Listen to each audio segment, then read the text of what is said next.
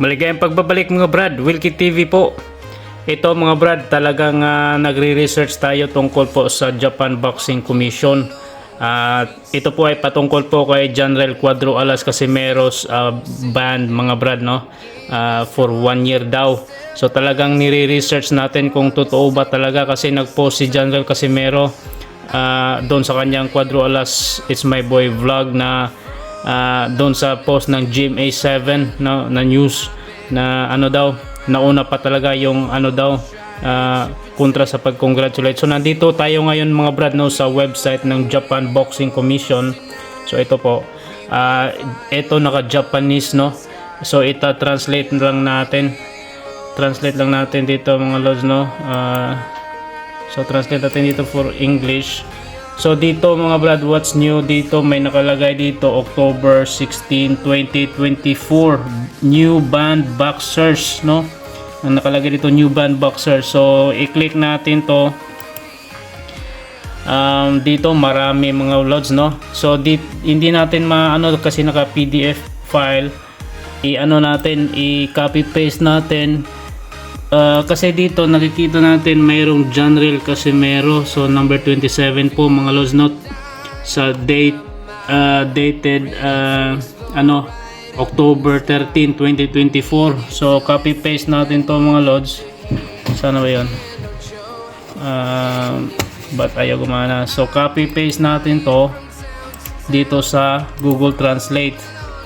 No, Google Translate, mag-ano lang tayo, magbagong translation tayo. So copy paste natin, saan yung paste natin, ha, control P, no, saglit, mali, control V pala, ayan, paste. Saan bang paste dito? Saglit mga lods, ha.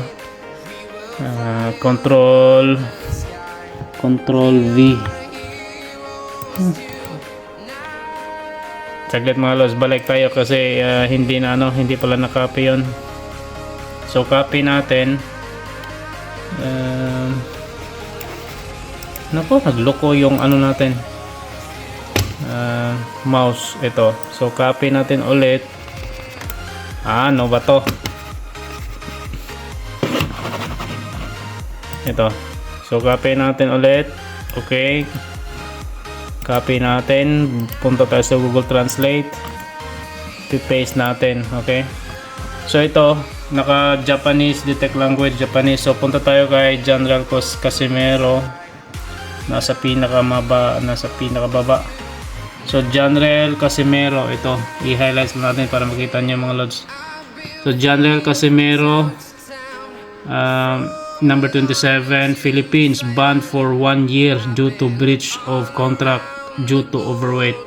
So mga lods, no, ban po si Casimero. Totoo po pala mga lods, no.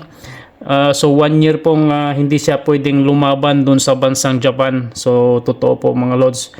So wala na pong duda yan.